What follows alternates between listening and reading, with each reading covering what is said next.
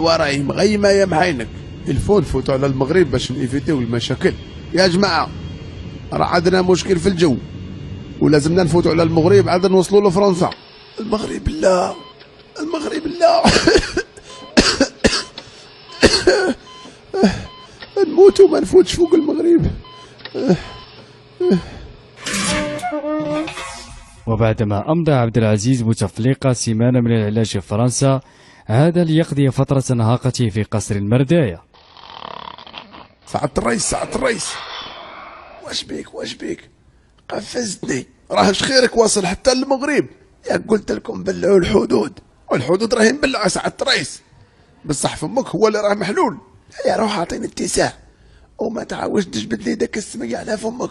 زعما المغرب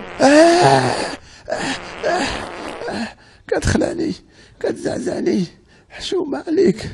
سعادة الرئيس يا قلنا لك خلي فمك مبلع.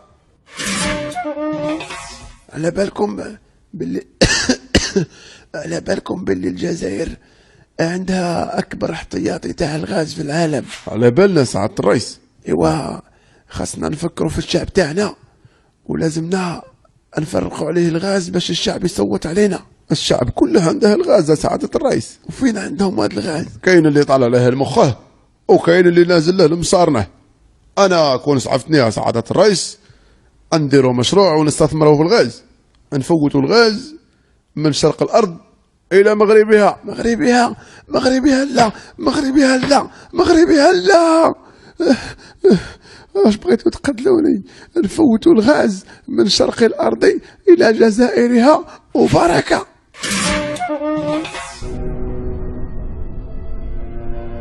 عبد العزيز بوتفليقة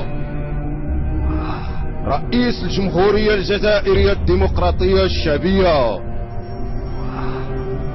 باباك هو أحمد بوتفليقة، يماك هي المنصورية غزلاوي،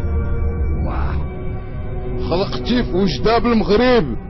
لا أعوذ بالله. كيفاش لا؟ أنا سامي ما خلقيت. ما عندك أي علاقة بوجدة في المغرب؟ راني نقول لك لا لا.